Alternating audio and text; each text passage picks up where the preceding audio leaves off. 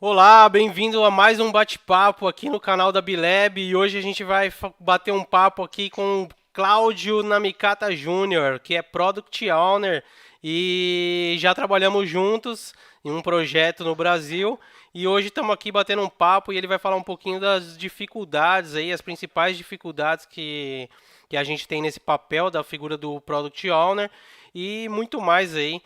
Para você que está chegando no canal, a partir nós fizemos uma experimentação na quinta-feira agora que passou e nós vamos fazer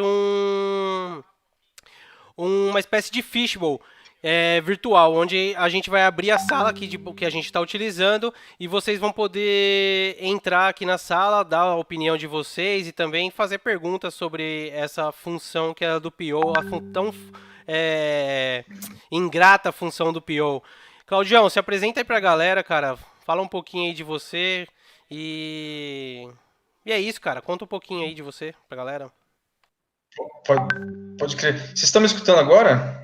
Manda uma mensagem ali só para ver se vocês estão me ouvindo bem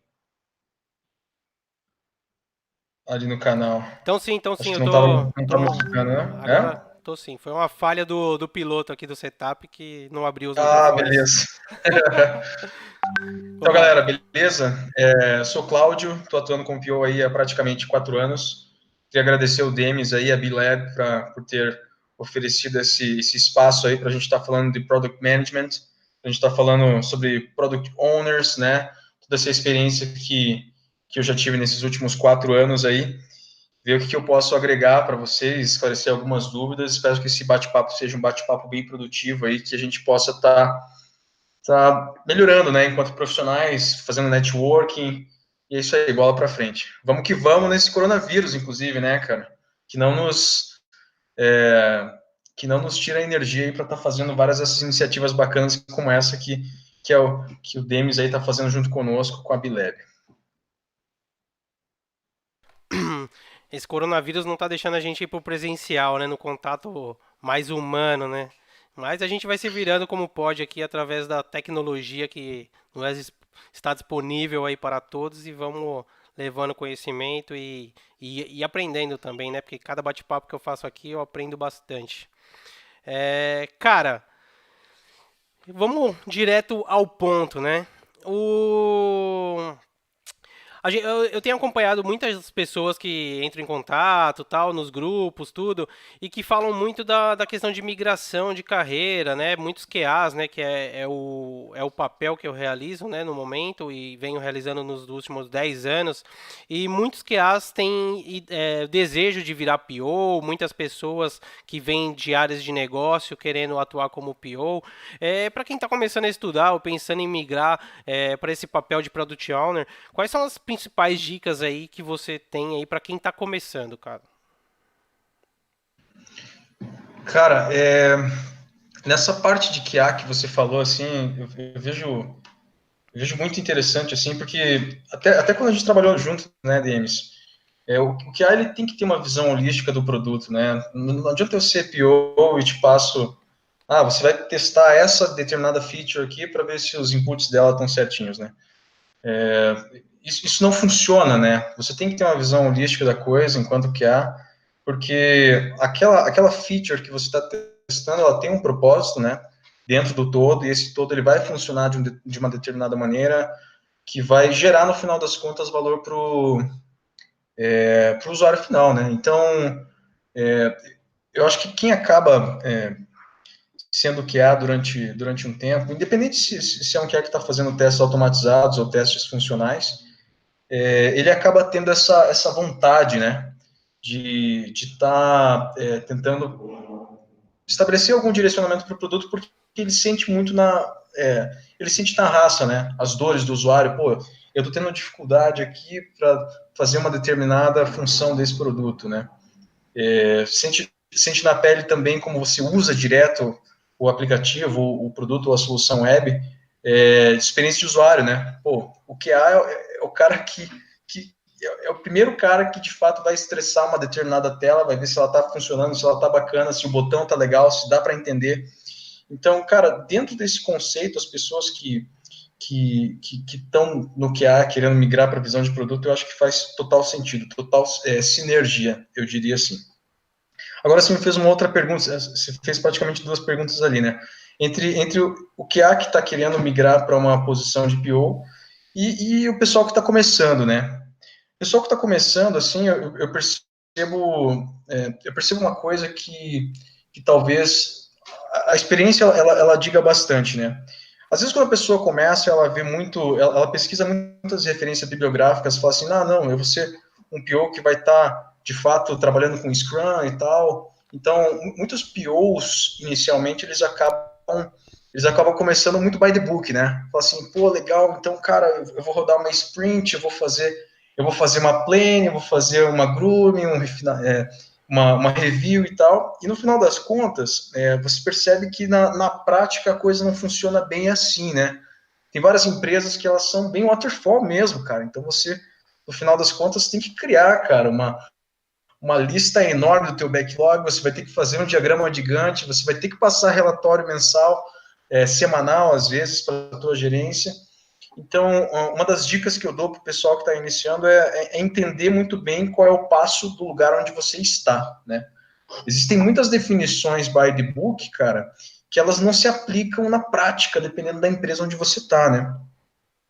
Por exemplo, eu estou na Porto Seguro agora, cara. Porto Seguro é uma seguradora que ela tem aí praticamente 70 anos de vida. Existe muita coisa que dá para fazer no Scrum, mas existe muita coisa ainda que a gente tem que seguir de maneira tradicional, tá? Isso não é porque a empresa é ruim, isso é porque a empresa ela tem o passo dela, até pela área de negócio dela, e a gente tem que se adaptar muito bem tentando fazer essa interlocução, né, entre as pessoas que estão lá dentro e como você faz da melhor maneira possível para trazer valor para essas pessoas, tá? Não sei se te respondi. Respondeu. Eu digo assim, você respondeu no contexto já do trabalho, estando ali dentro do trabalho. Você acha que para o cara iniciar, fazer o tão famoso curso de PO já é um primeiro passo, ou a pessoa tem que definir qual área de negócio ela quer atuar, né? Porque no PO a gente tem muito dessa, né? Do PO especializado na área que ele está atuando, né? Tem muita gente que vem do mercado tradicional que trabalhou anos naquele negócio, por exemplo, que você citou que você está na Porto Seguro, pessoas do ramo bancário têm um vasto conhecimento daquele negócio e acabam no contexto ágil atuando como um PO especialista naquele produto, né? Você acha que qual passo vem primeiro aí para quem está começando? Se especializar no negócio que já atua e tentar arrumar uma posição nesse ramo, nessa área, ou primeiro fazer um curso, ver se é isso mesmo que quer, não sei. Bem o primeiro passo mesmo, assim. Cara, existe um curso que, bom, tentei compartilhar o link, é o Product Management 101. Cara, é um curso bem baratinho ali da Udemy. Assim, que quem tá começando, cara, quando eu fiz esse curso, ele me ajudou bastante, tá? Porque quando a gente fala de Product Owner, a gente está falando de visão de produto, a gente está falando de negócios, mas um Product Owner, ele conversa com diversas partes do negócio, ele conversa com diversos perfis de profissional, tá? E quando você começa a fazer esse curso do Product Management 101, o cara ele te pergunta assim, você tem que entender quem você é, né? Acho que essa é a primeira pergunta que a gente faz. Eu sou uma pessoa que gosta mais de design, eventualmente, eu sou uma pessoa que gosta mais de criar em termos de experiência de usuário, de tela, eu sou uma pessoa que gosta de arte, de conceito, então talvez eu não seja necessariamente o cara mais ideal para ser PO. Talvez eu seja mais feliz indo para essa parte de UX, UI, tentando pensar tela, design, né? Ele te fala assim, será que você é um cara mais detalhista, talvez? Que gosta mais de ver como que você vai arquitetar, como que você vai resolver os puzzles, né? Que o teu produto vai ter. Um cara mais ligado nessa parte lógica, racional, como que eu resolvo os problemas que esse produto tem? Pô, talvez então você seja mais interessante um perfil para ir como líder técnico, como engenheiro, como arquiteto de sistemas, entende? Ah, será que eu sou um cara mais de negócio de fato? Pô, será que eu sou um cara que pensa no modelo de negócio, que pensa em KPIs, em OKRs, e como orquestrar todas essas pessoas que vão estar trabalhando nesse produto? Então, talvez você seja mais o cara do Product Owner, tá? O cara que vai estar mais pensando em como esse produto vai estar entrando no mercado, como esse produto vai estar cumprindo as suas KPIs, né? Os seus indicadores, né? Como que esse produto vai estar, de fato, trazendo verba para tua empresa, para quem está te contratando. Então, existe muito essa pergunta que você faz, acho que no primeiro momento, cara, que é determinar quais são as tuas vontades, né? Como tá feliz trabalhando, né?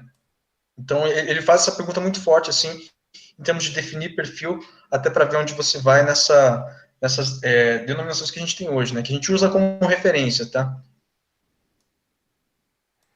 Então, é aquela máxima, né? Conhece-te a ti mesmo. Então, acho que isso aí é muito importante para quem está começando. Eu vou ver se eu compartilho com vocês aqui o curso. Não sei se consigo colocar o link aqui. Não, depois Já. depois você me manda o link, eu coloco aqui na descrição. Pode mandar pelo WhatsApp que eu coloco aqui na descrição do vídeo. Não se preocupa não. Tem uma Show. galera já que tá mandando mensagem aqui. Jamal, grande Jamal, Jamal, Jamal. Devem ser amigos seus, provavelmente. E tem Isso gente é, também. isso é a galera da Booklog, cara.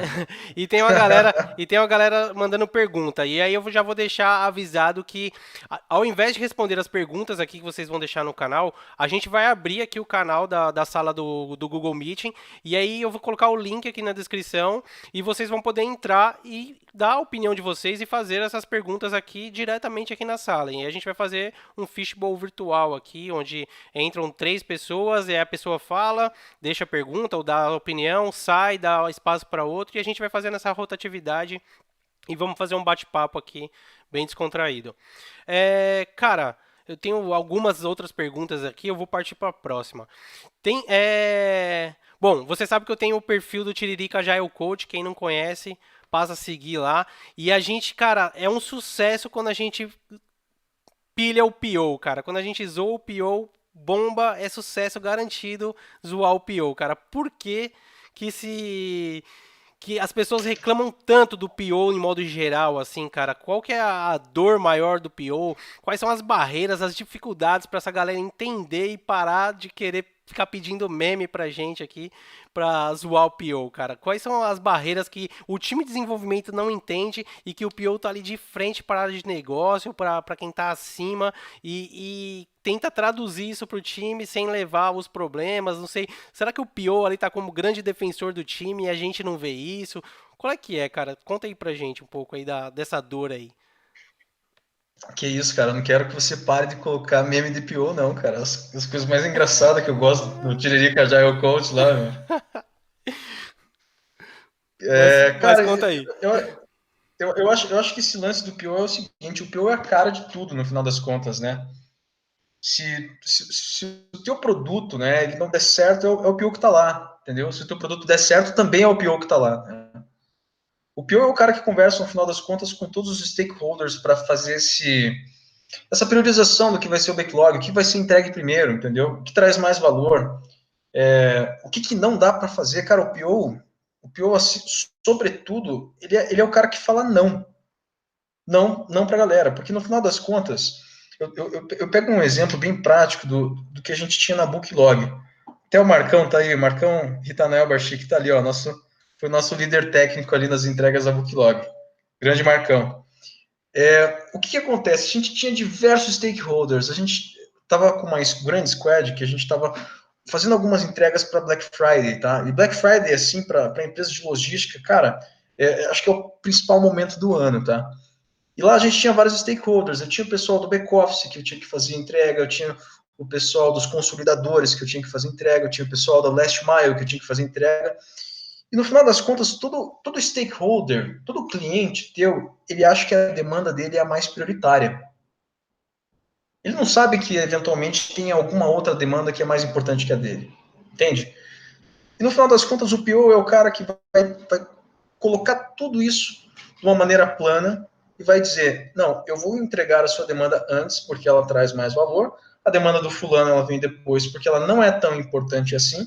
Então veja a gestão de expectativas que o PO tem que ter em relação a uma empresa, porque é uma grande responsabilidade, tá? Além disso, existem algumas outras coisas que, por exemplo, assim, o PO ele tem que sinalizar. Então, quem vai dar uma notícia ruim para uma alta gestão, a princípio vai ser o PO. Porque uma alta gestão, ela está pensando assim, pô, inclusive vários memes do Tiririca Agile Coach, eles falam sobre prazo, né, Demis?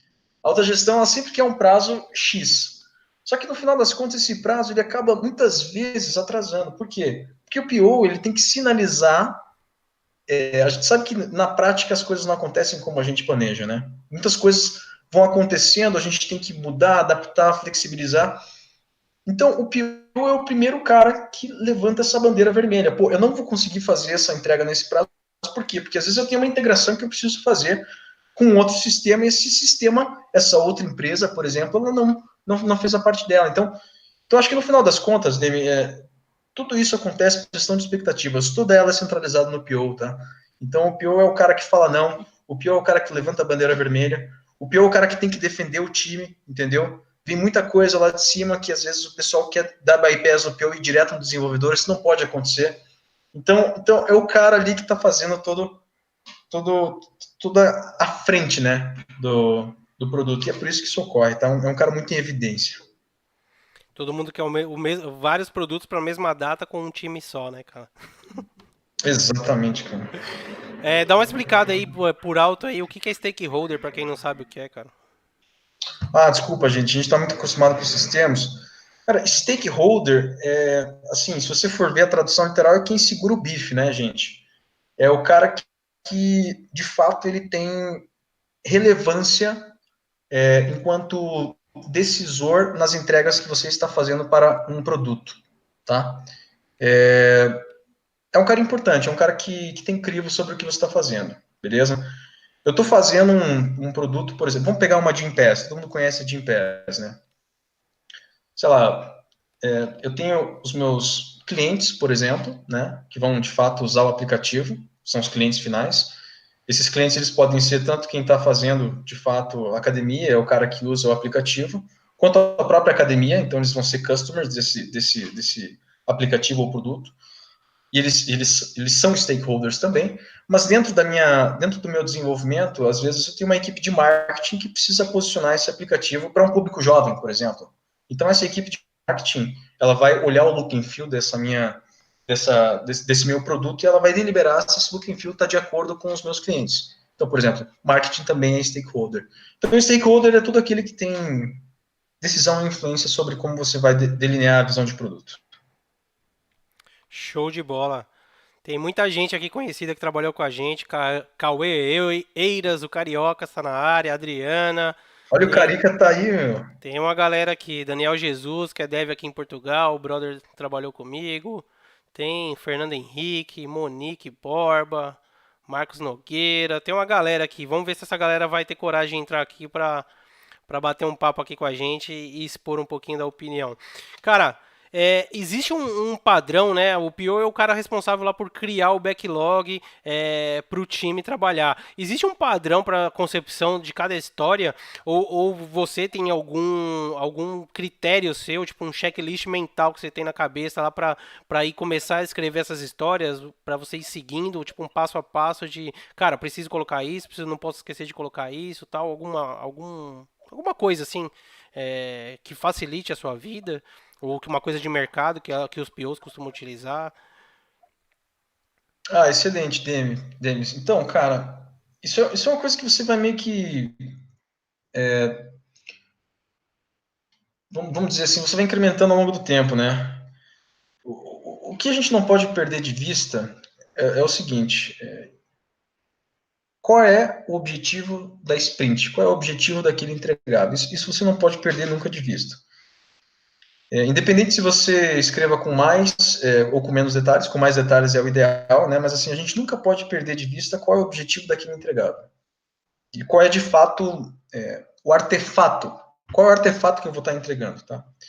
Mas é claro, existem alguns atalhos que eles favorecem isso, alguns atalhos de mercado, né? Então, um atalho bem básico é aquele que você coloca as três coisas principais. O primeiro é o ator, né? Eu, enquanto, enquanto Product Owner, por exemplo, quero... Product Owner não, tá? Eu vou colocar um exemplo mais prático aqui. Eu, enquanto dono da minha casa, por exemplo, aqui eu coloquei o ator, né? Ou seja, para quem eu vou estar entregando este valor, né? Eu, enquanto dono desta casa, eu gostaria que você pintasse meu quarto, por exemplo, com uma tinta branca. E daí eu defino exatamente qual a entrega que eu vou estar fazendo de valor para esta pessoa, né? De modo que eu me sinta feliz e em harmonia com a vida. Desculpa o exemplo, tá, gente? Quando eu entro no meu quarto, tá? Então, aqui eu coloquei as três coisas. Eu coloquei qual é o ator, ou seja, para quem eu estou entregando valor. Como, né, de fato, você vai estar entregando esse valor. E qual é o valor, de fato, que você está entregando, né? O que vai acontecer no final das contas. Aí você colocou as três coisas básicas que você define uma história, tá? Aí existe liberdade poética para você escrever da melhor maneira possível. Só que daí existem algumas coisas que você coloca que elas são fundamentais para que as pessoas entendam qual é a profundidade daquilo que você precisa entregar, né? Qual é o detalhamento. E aí tem essa interface é uma interface que a gente precisa ter muito forte com a equipe de desenvolvimento. Equipe de desenvolvimento, equipe de engenharia, esses caras gostam de detalhes, tá? Então, quanto mais detalhes você tiver, melhor. Então, a gente entra com duas coisas principais, tá? Então, uma delas é os critérios de aceitação, ou seja, cara, legal, você vai pintar meu quarto de branco, mas você não pode pintar o chão, entendeu? O chão é taco de madeira. Eu preciso que você pinte só as paredes, entendeu? Ah, mas eu preciso também que você proteja todos os beirais. Então, eu preciso colocar detalhes para que a minha equipe de desenvolvimento entenda exatamente qual vai ser o entregável, tá? Quais serão os critérios que eu vou estar avaliando no final das contas para considerar se aquilo teve sucesso ou não, tá bom? E aí existem outras coisas também, mas isso são coisas que você vai desenvolvendo com o tempo, por exemplo, os DODs, que a gente chama, né, que é as definições de aceite. Cheguei lá para minha equipe de pintores, eles pintaram o meu quarto, mas eu vou colocar um critério de aceitação que é o seguinte, cara, eu só vou considerar entregue, eu só vou considerar entregue a sua pintura se pelo menos 90% do chão do quarto estiver limpo, tá? Isso é fazendo uma metáfora bem, bem básica, porque que é, por exemplo, aquilo que a gente coloca definição de aceite para os desenvolvedores, geralmente critério de teste, né? Ah, eu preciso de teste unitário em 90% do código que você fizer, tá? Então, isso inclusive aí é o, Essa, é o medo de todo desenvolvedor, né? essa daí a gente já passou por isso, né? Passamos junto, inclusive. Total, total. E, inclusive, isso aí deve ter bastante no Tiririca já é o coach, né, Denis? Muita piada sobre isso, né, cara? Opa, Então são algumas coisas, e daí você pode elaborar mais, tá? O Scrum, ele tem diversas possibilidades, cara. Existe uma coisa chamada Definition of Ready, por exemplo. Então, às vezes, eu dependo de algumas integrações que eu falo assim, cara, olha, beleza, então para você pintar o meu quarto, eu só posso iniciar essa sprint se você tiver tinta. Tinta é um definition of ready perfeito, por quê? Porque sem tinta eu não consigo pintar, tá bom? Então, algumas coisas que você coloca.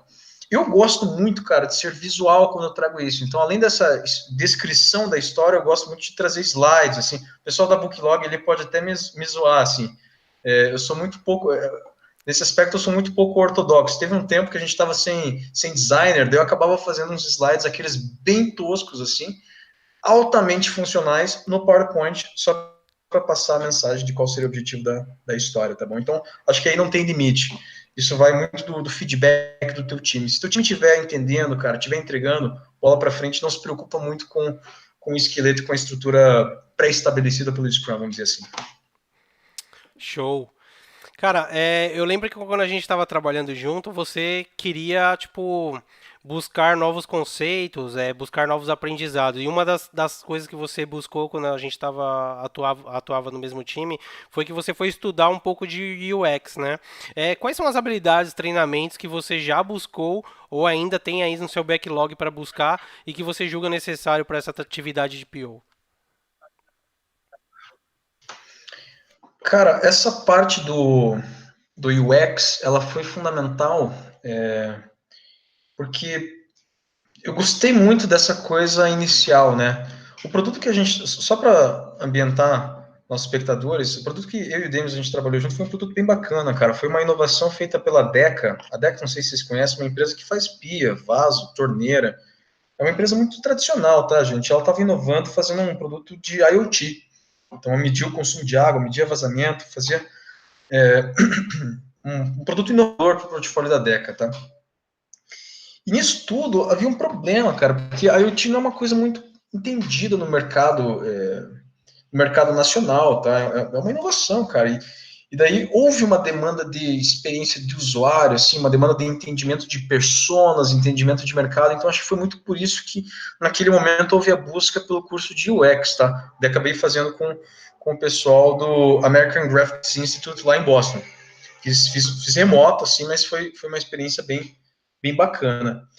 Cara, e assim, falando do que eu estou buscando agora, acho que talvez é uma migração para essa área de Product Management, né? Então, o PO, se você analisar, aí tem diversas definições de mercado, né? Então, o Product Owner, se você for analisar assim, o bit byte da coisa, é um cara que conversa muito com a equipe de engenharia, tá? É um cara que conversa muito ali em como desenvolver, é um cara do how, né? Como eu vou fazer para entregar esse valor. Já o cara que é o Product Manager, ele já está mais interessado na visão de produto, do posicionamento, do marketing, né? O quanto eu vou ganhar de grana com esse produto, como que eu vou cumprir de fato os OKRs, não necessariamente desdobrá-los, né? Como é o caso do Product Owner. Então, acho que nesse momento, até por causa da bagagem do Product Owner, é em relação a esse Product Management, tá bom? Então, isso é o que eu tenho buscado agora, tá? E aí, em termos de cursos, a gente pode trocar uma seara de coisas que tem no mercado, tá? A Product School, ela oferece um curso bem bom, cara. Só que assim, é em dólar, então, pô, a gente tem que esperar esse dólar baixar, cara. É um curso que, vamos colocar assim, ele é mais barato do que seria uma pós-graduação aqui no Brasil, tá? Mas é um curso que faz total sim, que é evoluir essa posição de Product Owner. Show, cara, bacana. E no contexto do trabalho em equipe, cara, eu acredito que o QA é uma figura que mais pode ajudar o trabalho do PO, né? E a gente trabalhou junto, a gente tinha uma sinergia bem bacana, a gente trocava muita informação e atuava bem junto. Você concorda com isso, da figura do QA próximo ao PO? E isso teve algum outro lugar que você trabalhou e que esse processo te ajudou? E que fazer essa dupla com um profissional de qualidade tenha contribuído para a entrega? Total, Demis. Que há, cara. Pô, eu vou dar uma volta, meu. Eu juro que vai ser legal, gente. Porque a galera que me conhece, aí, meus amigos, sabem que eu sou viajado, né? Até a gente estava conversando no final de semana, Demis. Aí entra um pouco de filosofia, tá, gente? Existe uma coisa chamada navalha de Ockham. Eu não sei se vocês já ouviram falar, tá? Navalha de Ockham é basicamente o seguinte: Ockham foi um filósofo que de muito tempo atrás, que ele fala assim, cara, se você tem determinadas hipóteses, quando a gente está fazendo Scrum, entregas incrementais, tudo isso são hipóteses, gente. A gente está querendo testar proposições do mercado. A gente não sabe se elas funcionam, tá? A gente quer ver se funciona para começar a ganhar dinheiro. Diversas startups que se tornaram unicórnios, eles começaram assim, eles começaram sem saber. Então começa aí já, Demis. A visão de produto, às vezes, não é nada mais do que um teste, cara. Então por isso que é tão importante essa visão de QA. O Khan falava assim, gente, cara, eu tenho diversas hipóteses que eu quero usar para testar uma determinada teoria. Se eu tenho diversas hipóteses, às vezes eu não consigo escolher, cara. O Khan falava assim, cara, se você não sabe escolher, você tem que escolher sempre a mais fácil. E daí a gente pergunta, mas como assim, cara, mais fácil? Se eu tenho diversas hipóteses de como validar uma determinada teoria, por que eu vou escolher a mais fácil?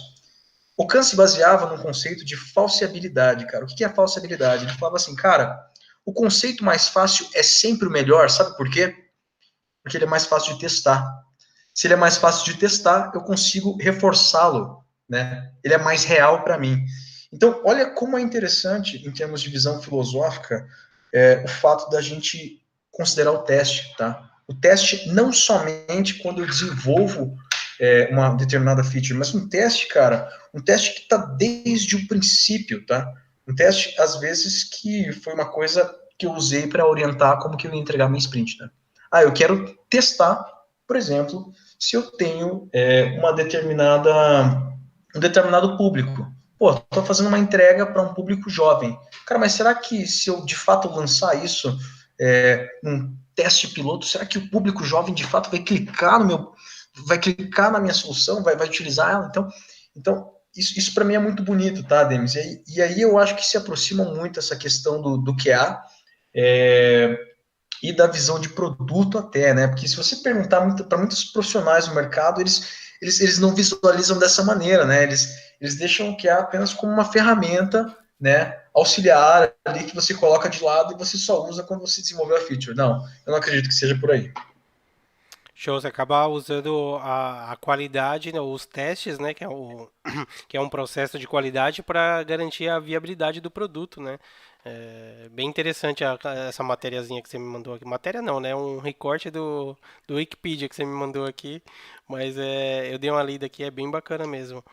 Cara, e quais foram as práticas que você utilizou, né, estando numa parceria aí com o QA, além de mim, que a gente na época eu acho que a gente utilizou BDD, né, para escrever as regras, né, de negócio. Você tem utilizado alguma outra prática? Você tem atuado nessa parceria com o QAs nos projetos que você tem trabalhado aí?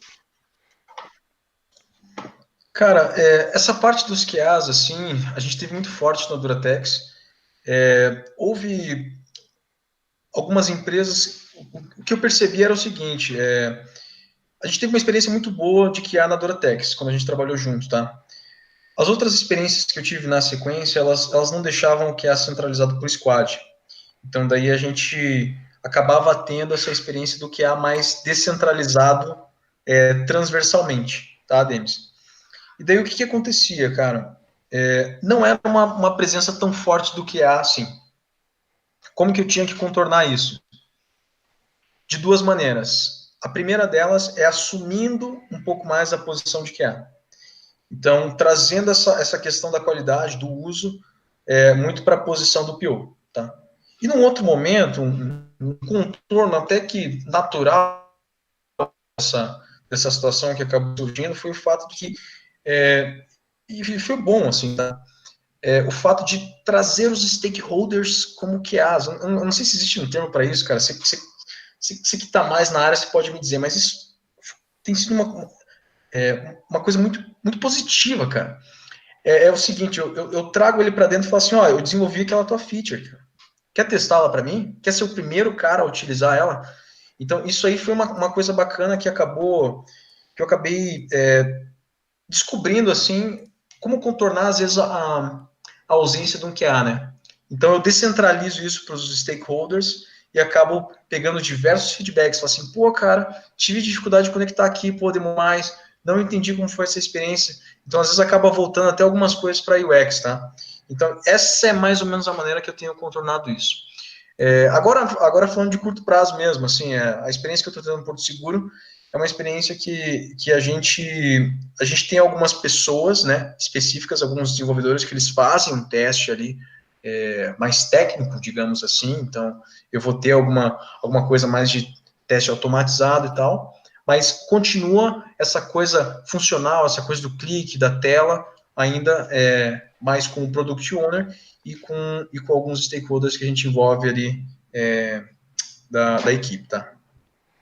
Essa abordagem de trazer o usuário, o stakeholder, o próprio PO, eu costumo utilizar, né, que é chamar o cara durante mesmo até mesmo antes do sprint review, quando ele acontece, né? Tem muitos times que nem faz essa abordagem, né?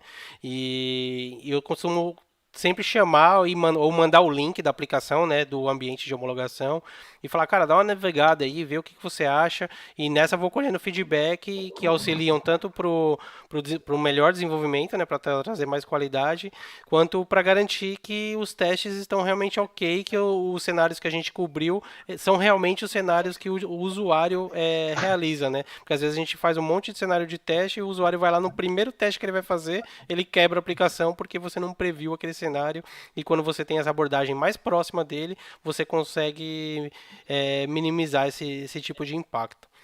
Cara, o que eu tinha de perguntas aqui para você já foi. Eu vou abrir o canal aqui, vou disponibilizar o link aqui no chat.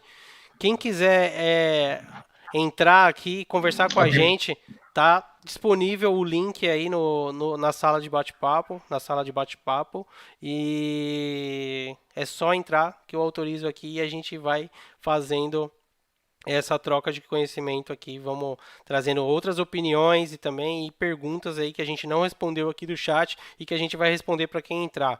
O Cauê que estava agitando aí, falando palavrão, porque ele é carioca e carioca é desbocado, entra aqui, carioca, vamos trocar ideia com a gente. Adriana, vamos reunir aqui a galera da Duratex novamente aqui num bate-papo, pelo Que menos, beleza, né, já cara? que estamos todos distantes, né, nesse momento. Eu já vi minha namorada aqui, já vi a galera da Duratex, da Booklog, tem até minha família aqui, tem gente da minha família, minha prima tá aqui. Olha que beleza. Cara, tem uma pergunta do Cauê aqui, meu. O que você acha desses POs que atuam como se fossem GPs, gerentes de projeto, e não ajudam muito? Eu falei, tô refalando aqui, tá, Cauê? Não ajudam muito e só aparecem para cobrar a data do time. Cara, aí que tá. Isso é uma coisa interessante, né? Existem duas vertentes de PO, eu diria assim. Tem aqueles POs que vieram de uma escola mais clássica, e esses POs eles eram GPs, né? Os caras totalmente waterfall, assim, o pessoal que não sabe muito essa questão assim do que é a tal do tal do Scrum, né? O pessoal que tem que meio que engolir Scrum goela abaixo, né, cara? O Cauê entrou com a gente aí?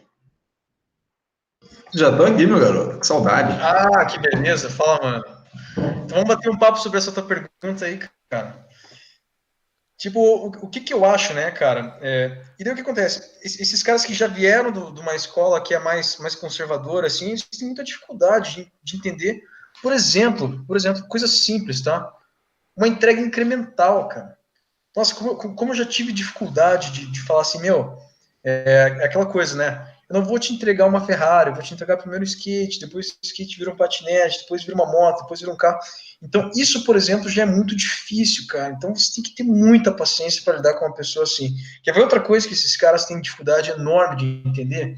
MVP, né? Junto com a entrega incremental ali.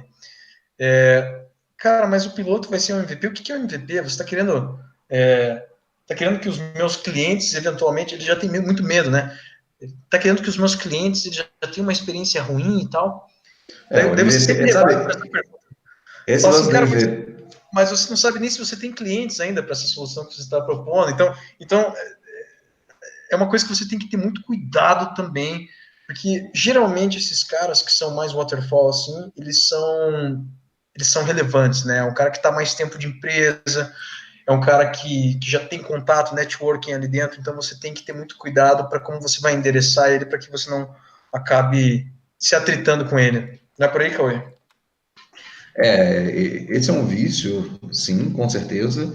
O que eu estava falando no caso, que é esse do. Eu tô falando do. Eu falei PO GP, mas na verdade é o PO chefe, cara. Eu vejo muito as organizações que ainda não estão maduras, estão passando por esse processo aí de mudança, de transformação ainda. O pessoal tem muito vício, óbvio, como você falou. E o que eu vejo acontecer muito é o pessoal cobrar o PO, já que eles não têm mais aquela posição do gestor que fica ali em cima, enchendo o saco do time, eles cobram o PO exatamente como eles cobravam antes o gestor que estava naquela posição. E aí acaba que para o PO poder responder a essa cobrança, ele acaba de fato atuando cobrando o time, enfim, atuando como ele está sendo cobrado. Então, o cara é cobrado para gerar um monte de indicador, ele vai pegar e vai gerar indicador. O cara é cobrado para dar uma data, ele vai lá e vai dar uma data. Então, só que com isso ele vai cada vez se distanciando mais da equipe e cada vez atuando mais, enfim, saindo do papel dele de PO e cada vez se transformando naquilo que a empresa não diz que quer, mas que é o que ela quer de verdade, né? Que é um chefinho. Cara, isso é um enorme paradigma para mim, assim. No final das contas, o que acaba funcionando, né? Priorização. Priorização funciona muito bem até para o cara que é conservador, cara. Isso eu já notei, tá? Ele te fala que quer tudo, né? Mas você chega para ele e fala assim, não, mas o escopo que você quer é ilimitado, mas a equipe que vai construí-lo é limitada, né? Então você fala assim para ele, não, mas espera aí, eu faço isso aqui ou isso aqui? Os dois eu não consigo, tá? Então isso é um tipo de coisa que essas pessoas da escola mais antiga, elas compreendem muito bem, tá? A quantidade de recursos limitada. Uma coisa que elas não compreendem é a coisa do prazo, tá? Então, quando você chega para um cara desses e fala que você não sabe quando você vai fazer uma determinada entrega, porque você está fazendo incrementalmente, então você não está preocupado necessariamente com a data do prazo da entrega, mas você está preocupado com o quanto de valor e se aquele valor vai ser absorvido pelos seus clientes, ele ri da sua cara, entende?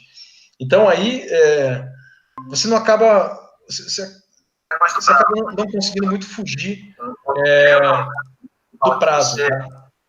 Então você acaba tendo uma abordagem mais waterfall, sim, tá?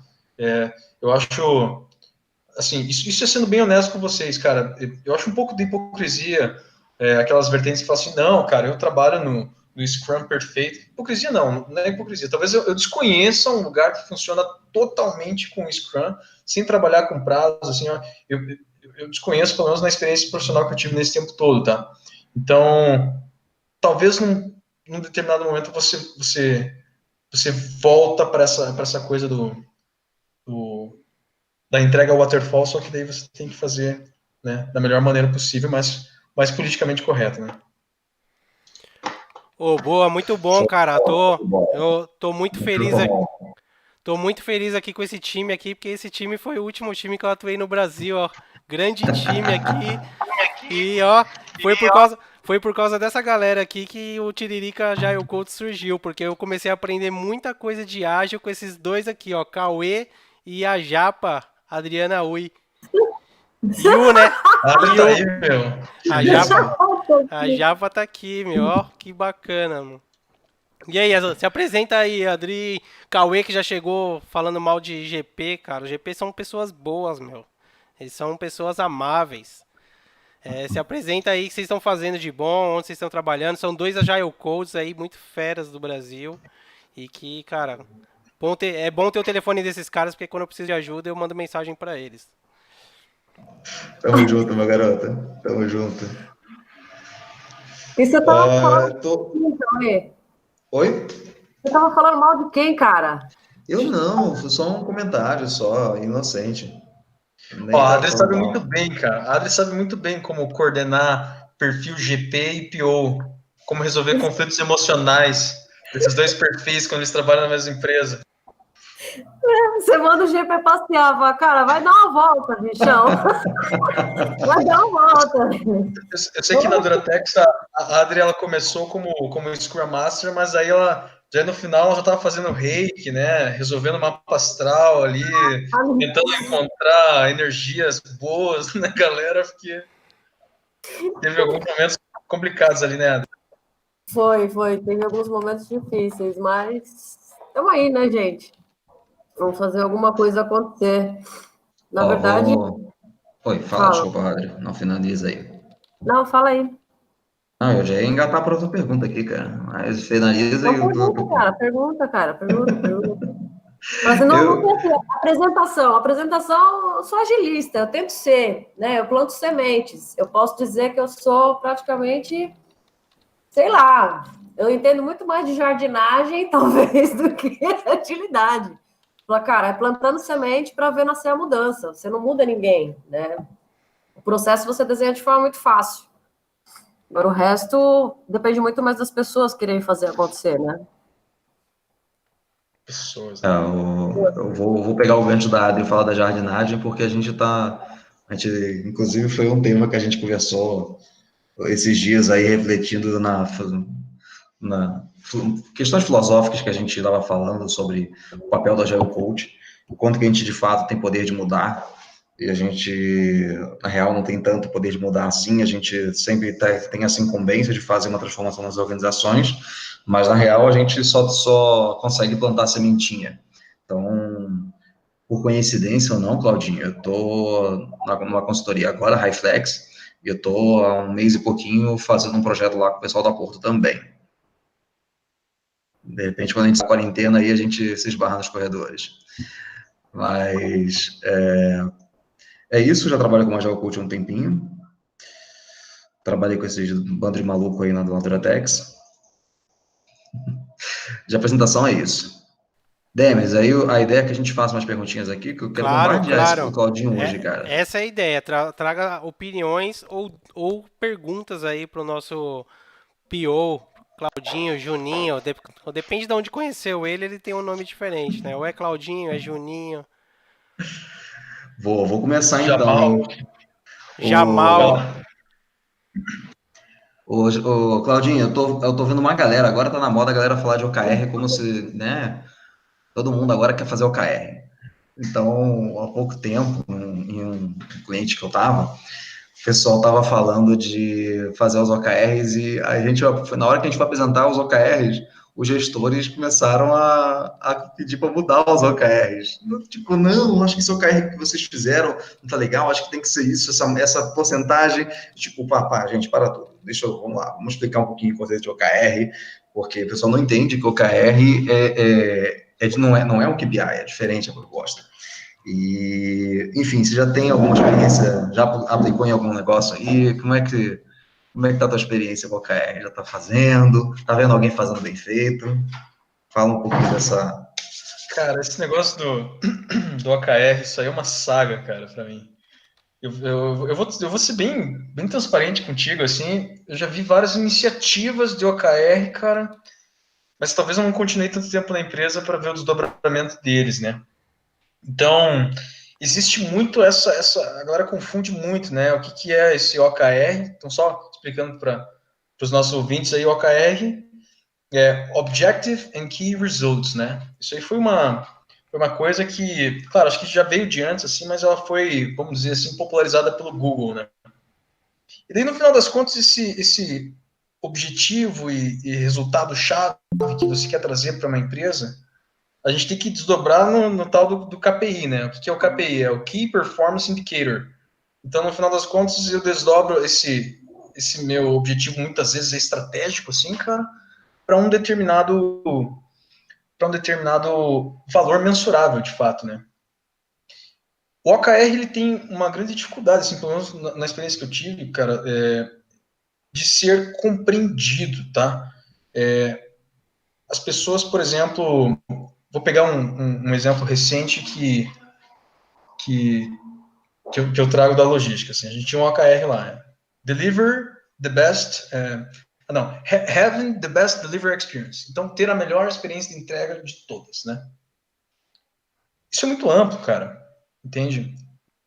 Geralmente o OKR ele tem que vir up-down, né, cara? Então, geralmente é a gestão mais estratégica que ela traz de fato os OKRs, né?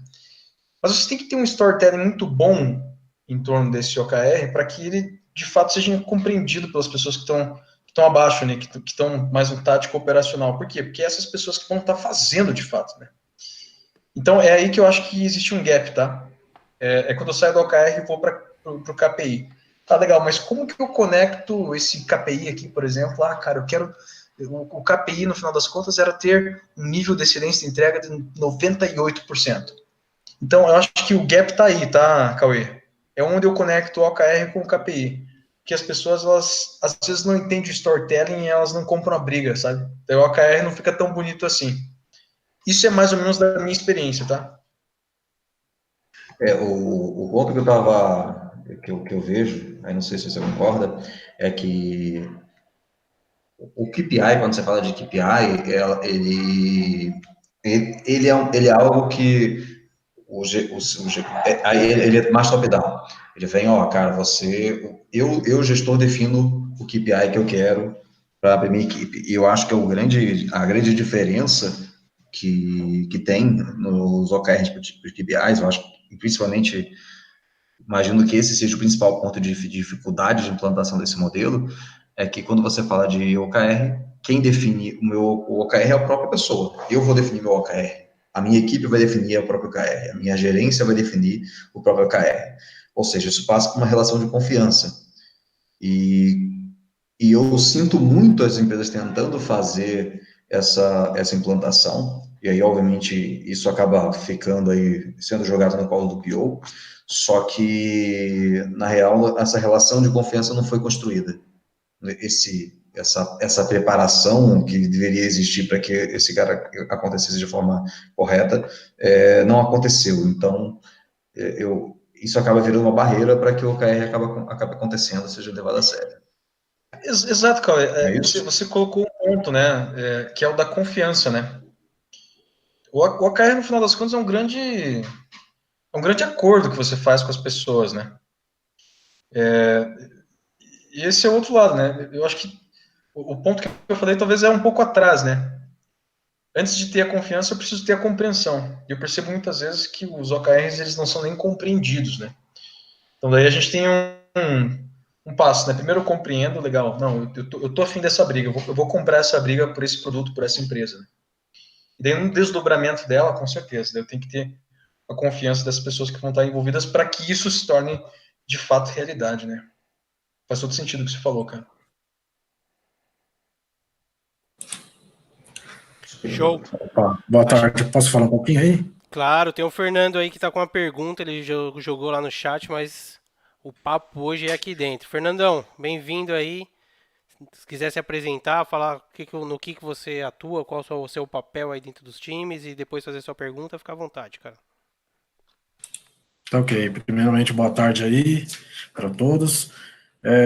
O meu questionamento é sobre um assunto até que foi comentado até no outro vídeo conferência aí, né?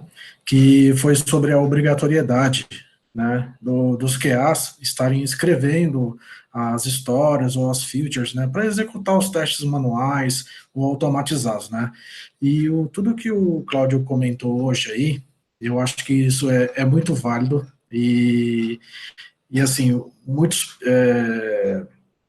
POs, eles não estão trazendo a responsabilidade de negócio para estar colocando nas ferramentas de gerenciamento de projetos, né.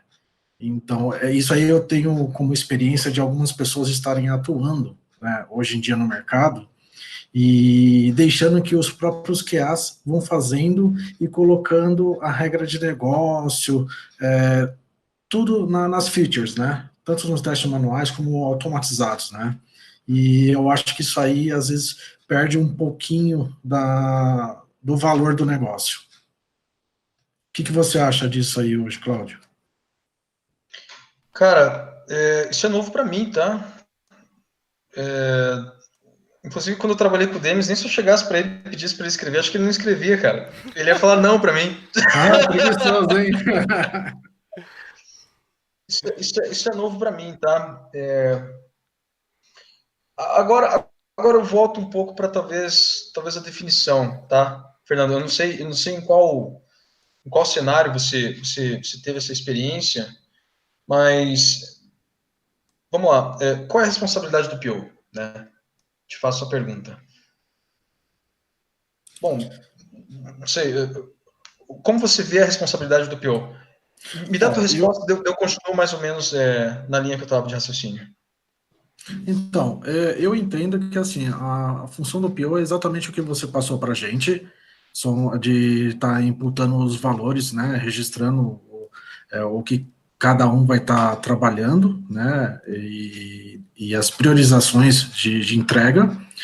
Só que eu não posso mencionar que as empresas que eu trabalhei, assim, para não dar nenhum tipo de Ah, problema. não, claro.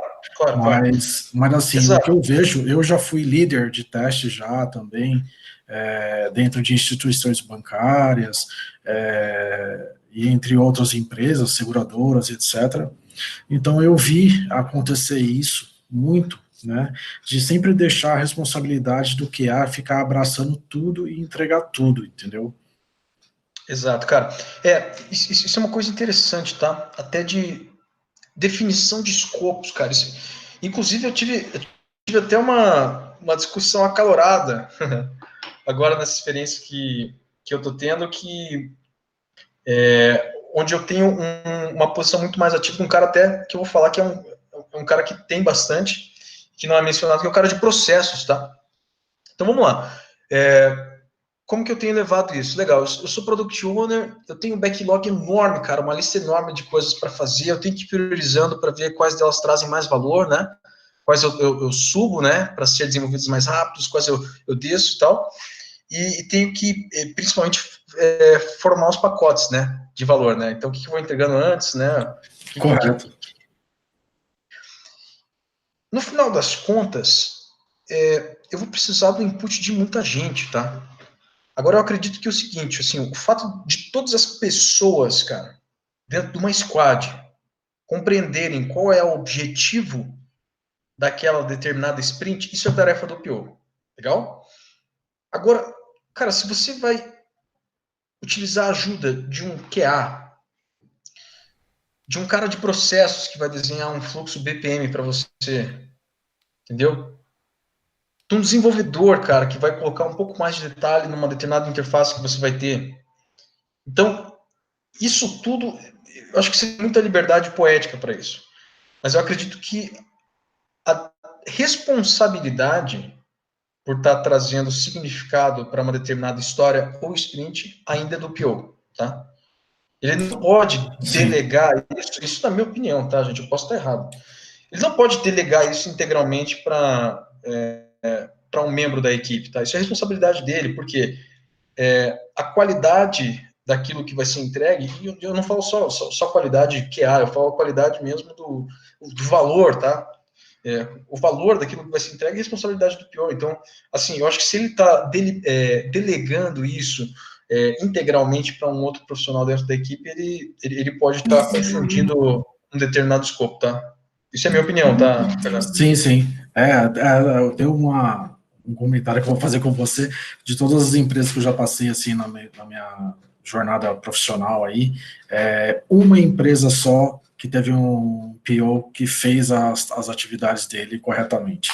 Os demais todos jogaram para a questão de QA resolver tudo, QA cria os casos, as Show pra features, preguiçoso pra caramba, cara.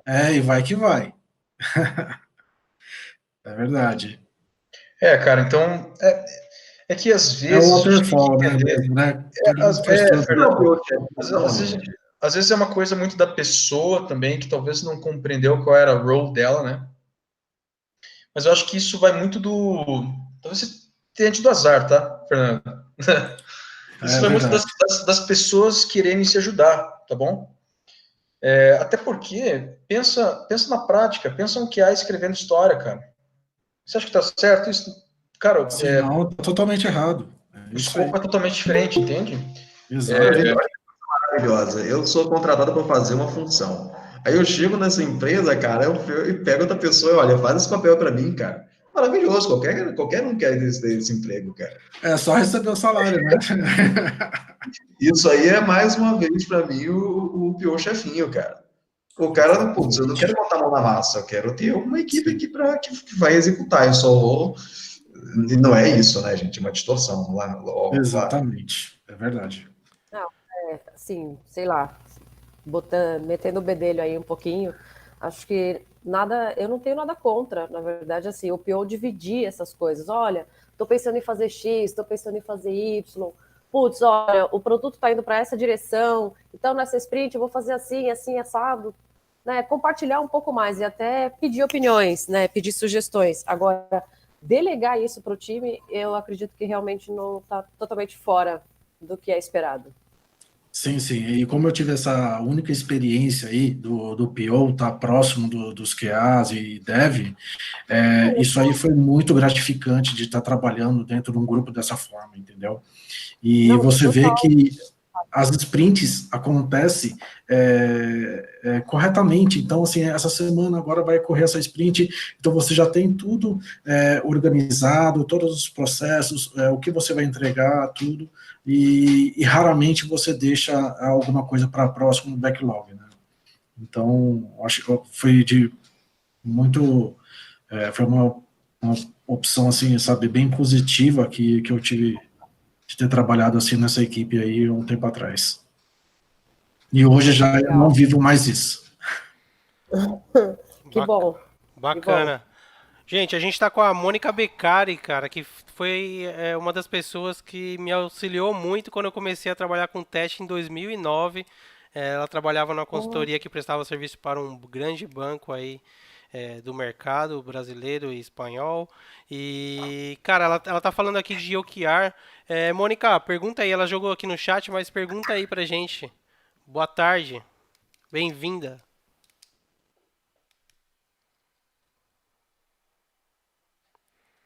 Tá sem áudio, Mônica.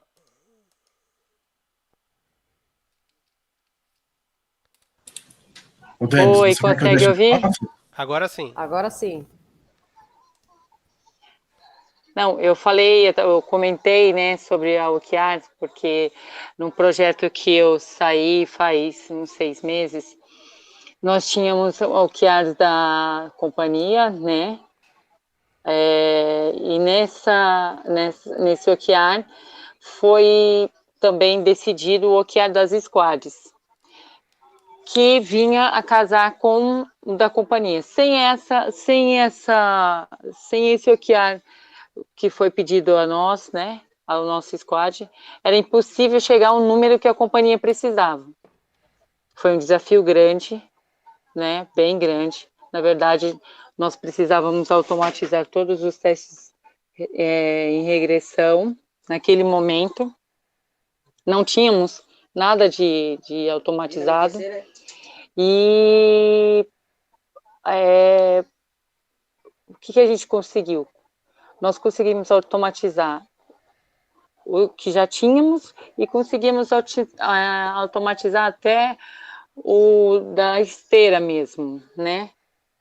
E numa outra entrega, nós automatizamos até mesmo em produção, né? Então, conseguimos selecionar alguns testes junto com a nossa PO, a Bruna Rosa, que, nossa, vendo o Jamal falar, ela também é uma mulher incrível, ela é muito parecida com ele, tem um pulso firme, né? Ela sabe exatamente o que pedir. A diretoria às vezes quer para ontem, ela fala não vai dar para entregar, é impossível. E nós conseguimos, né? Era uma maquininha que precisava sair realmente em 3 ou 4 dias. Nós conseguimos entregar aquela maquininha. Foi um sucesso de mercado. E os testes acabaram dando certo em produção. E hoje eles utilizam isso em produção. Então acabou batendo, sabe? Tanto ao que eles nos deram, que eram os testes automatizados, para regressão, utilizamos na esteira e acabamos utilizando até em produção. Show, quer comentar aí, Jamal? A Mônica chegou agora e já te chamou de Bacana. Jamal, você viu, né? Já, né, cara, esse apelido, ele meu Deus do céu, não devia ter convidado o pessoal da Book. Cara, esse apelido, eles falavam que eu pareço com aquele cara do Quem Quer Ser Milionário. Nada a ver. Denis é incrível, viu? Olha, ele é o meu espelho, porque quando nós trabalhávamos juntos, eu fui para fazer um serviço, fiz outro, eu vi o crescimento dele, ele estourou. Eu falo para todo mundo, eu dou o Denis como exemplo para todo mundo e falo, cara, esse cara, ele merece tudo e merece onde está. Ô, valeu, James é Mônica. fantástico mesmo. O que eu gosto do Demis é o lance família dele, né? Parece que você tá trabalhando com alguém que é da tua família ali, né? É, Pô, isso é muito bom, né, cara? Porque, pô, se você for ver, você passa a maior parte do tempo com a galera do teu trabalho do que, às vezes, os teus próprios familiares, né? Então, ter esse tipo de presença no trabalho é muito gratificante, cara. Isso é um ponto massa, teu, Demis. Feedback aí, geral. Ah, valeu, valeu. Aproveita esses feedback lá, tem o LinkedIn, tem uma funcionalidade para deixar esse tipo de feedback lá, vocês podem utilizar. É um vamos para mercenário. lá agora. Podem, É recomendação, né, Demis? meu LinkedIn tá aqui tá na descrição do vídeo, é só entrar lá, vocês podem deixar essas recomendações e ficar muito feliz. Não, mas Jamal, mas esse OKR realmente ele mexeu, foi muito legal. Nós recebemos até mérito, né? Então, você percebe, Mônica, como houve vamos dizer assim, toda uma consciência que teve que ter em cima desse OKR para que ele se tornasse realidade? Sim, Entende? Não era só um OKR que estava escrito num papel e colado numa parede. As pessoas abraçaram aquela causa, entende? abraçamos. Então eu acho que aí entra muito essa questão até que o Cauê tinha mencionado, assim, como as pessoas compreendem, como as pessoas resolvem a brigar por um determinado OKR, e não somente tá ali lendo e de fato não ter aquele compromisso, né? Como que eu estabeleço o compromisso das pessoas com o OKR? Acho que esse é o grande desafio de pessoas mesmo, assim, né? É, E o caso de vocês deu muito certo, por quê? Porque todos abraçaram essa causa num curto espaço de tempo e fizeram acontecer, né? tanto nós, né, os QAs, e o nosso dev também, que foi eu ia falar o Demis, que eu esqueci o nome dele agora, ele abraçou, ele nos ajudou, sabe, foi uma coisa assim, realmente muito, muito legal. E que depois os outros squads acabaram tentando fazer e foi uma coisa passando de squad em squad, né? Foi levado bem a sério. Tô esperando a Japa bombardear o Claudinho, cara. Acho que já tá pegando muito leve. Já não jogou o Claudinho na fogueira aí. Manda ver, tamo aí. De Posso japa pra japa, de fazer japa pra japa, vamos lá. Vamos lá, Japinha. Já te conheço há algum tempo. Faz tempo que a gente não troca nenhuma. Nossa, verdade. Né? Faz tempo que a gente não troca nenhuma feature profissional, tampouco pessoal. Faz tempo que eu não te vejo, aliás. Seu cabelo até cresceu. Pois é, cara. Quarentena, não tem cabeleireiro nessa porra. Agora, deixa eu te falar. Tendo em vista OKR, todo esse cenário, né? Que a gente sabe que OKRs, assim, na real, a empresa inteira tem que estar alinhada no mesmo objetivo, tem que estar ali numa mesma falange, certo? E aí, dentro desse cenário, dentro de estar todo mundo alinhado, todo mundo bacanudo, parecendo uma família, que legal. Como é que você lida com imposições? Com o famoso top-down? Gente, aqui é bate-papo real, hein? Bate-papo real. E agora eu quero saber, eu te conheci ano passado, agora eu quero saber como é que hoje você consegue lidar com determinado top-down. Porque muitas vezes a visão executiva, né, da alta cúpula de uma empresa é uma. E a gente que está aqui fazendo a rodinha girar, a gente tem uma outra visão das coisas. A gente tem um outro norte, né? Nós aqui em particular, que é a PO, agilista, essa turma toda. Né? A gente sabe como é que o bonde está andando. Como é que você lida com isso quando você tem que lidar? Como é que você lida? Enfim. That's it. Essa pergunta é ótima, tá, Adri? E eu acho que ela envolve um grau de amadurecimento da pessoa enquanto PO, tá? Tipo, eu acho que a experiência que a gente teve, até profissional mesmo, foi a minha primeira experiência de PO, né? Na Duratex. E como que eu lidava com o top-down era fazendo. Da maneira mais errada possível, eu diria, tá? Acho que quando você começa a entender melhor como funciona o mecanismo da coisa, você começa a migrar. Você deixa de fazer. Não é que você deixa de fazer. Você fica muito mais ardiloso, entende? Você chega para o top-down e fala assim, excelente, ótima ideia. Você faça o braço agora? Beleza, mas eu vou deixar de fazer a perna. Daí ele fala, opa, peraí, mas eu quero ter o braço e a perna. Ah, não, o braço e a perna eu não consigo. Não vai dar. Não vai dar, infelizmente não vai dar. A menos que você pegue uma outra squad. Quanto você tem de dinheiro? Quer pegar uma squad para fazer o braço e outra squad para fazer a perna? E depois a gente pega uma outra squad ainda para fazer a integração de braço e perna? Ele, não, mas daí vai ser muito caro. Puta, então não vai dar, cara. Desculpa. Daí você fala assim, não, mas é aquele papo, né? Também 9 grávidas você não faz um bebê em um mês também, né? Então você tem que dar muita noção para esse cara. Então eu acho que existe uma transição de maturidade, Adri, que você descobre com a sabedoria ou na dor, né? Como eu não tenho muita sabedoria, assim, eu aprendi mais na porrada mesmo, eu acho que foi uma das coisas que fez uma grande diferença de maturidade mesmo, assim, sabe? Tipo, você oferece opções, cara. É assim que eu tenho lidado com Waterfall, tá? Desculpa, não, com top-down. Top-down, top-down.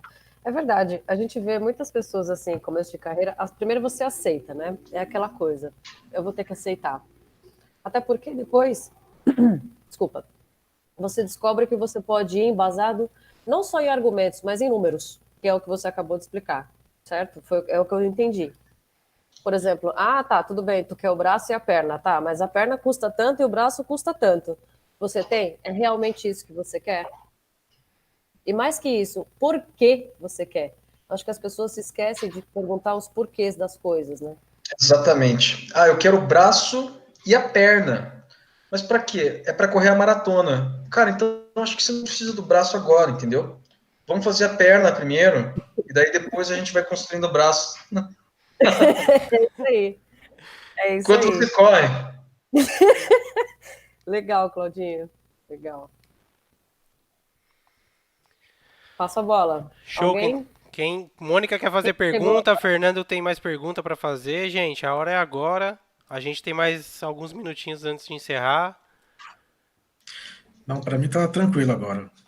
Queria falar que tá online John Wendell, é a lenda que cravou esse nome ridículo, né? Esse apelido ridículo, Jamal, que ele é tão grudento, cara, que uma pessoa escuta e ela não larga nunca mais. Eu tenho medo até que o Denis continue me chamando de Jamal depois desse call aqui. Ah, não, cara. Eu vou continuar chamando de Juninho, cara, que é o apelido mais familiar aí que eu descobri que a sua Não, família. não fala isso pro John, cara. Daqui a pouco o Não, John já espalha o é caminho Juninho, também. John. Alguém tem mais perguntas? Perguntas, quem quiser tem que entrar na sala, hein? A gente vai encerrar aqui. Quem não tiver perguntas, Eu acho que pode. o Pedro fez ali, cara. O Fez uma Pedro pergunta. convida ele para entrar aqui. O Pedro tá perguntando aqui: backlog ou negócio? O que é mais importante para o PO? E depois ele falou: estou em formação e fico a pensar como criar histórias, mas penso que entender o negócio é a principal skill que devemos ter.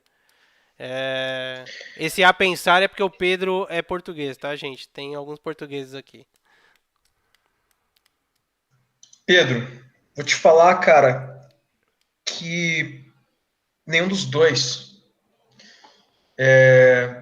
O backlog você muda para fazer uma determinada coisa. Já falo qual coisa é essa, tá? O negócio você muda para entregar uma determinada coisa para clientes. O que é essa coisa? Valor, tá bom?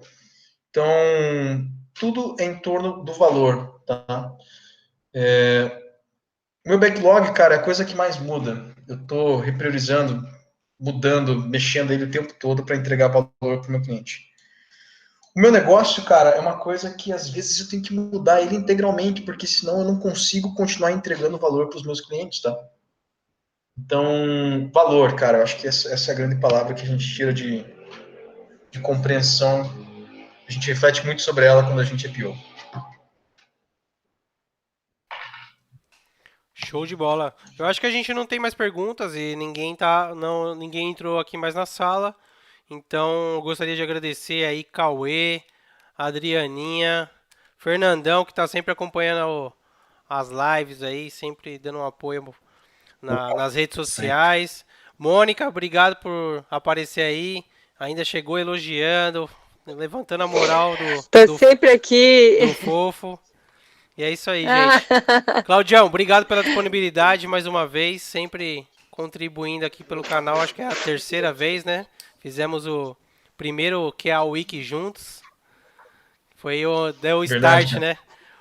Claudião fez a primeira live aqui da Bileb. Foi o Claudião que Na comandou. Duratex ainda, né? A Na Paulista, né? a gente tava na Duratex ainda. Foi muito legal. Gente, obrigado pela presença de vocês. Se quiserem se despedir, Ai. agora é agora. Obrigado, viu, gente? Obrigada, gente. Obrigado, Demis. Obrigado, Cara, Claudinho. Obrigado, Demis. obrigado a todos. Obrigada, valeu pelo assunto. É. E, galera, não esqueçam de curtir Tiririca já é o coach, hein? Compartilha o link aí, compartilha o link. Cara, é bom. Compartilha o link pra gente curtir. Isso aqui não é o business principal do Demis, não, cara. O Tiririca já é o coach. O ganha-pão vem de lá do Tiririca, hein? Caraca, ele sempre inventando, viu? Ele sempre inventando. Obrigado, gente. É isso aí, Claudião. Se quiser se despedir aí, seu LinkedIn tá aqui na descrição do vídeo. Quem quiser adicionar o Cláudio, fica à vontade. Quem quiser mandar mensagem para ele lá, pode metralhar ele de perguntas. Vamos movimentar o LinkedIn dele lá. Ele responde, pode demorar, mas ele responde. Até o WhatsApp ele demora. Mas ele sempre responde, gente. Então, se quiser adicionar ele, pode me adicionar também. Pode compartilhar esse vídeo aqui se gostou. Se não gostou também, pode deixar seu dislike. Mas eu peço sempre que comente o porquê não gostou, né? Não é simplesmente dar o dislike, não gostei. Não, comenta porque não gostou, que a gente melhora no próximo vídeo, na próxima apresentação. E é isso aí, gente. Muito obrigado. Compartilhe com o amiguinho, sempre falo isso. E é isso, gente. Muito obrigado.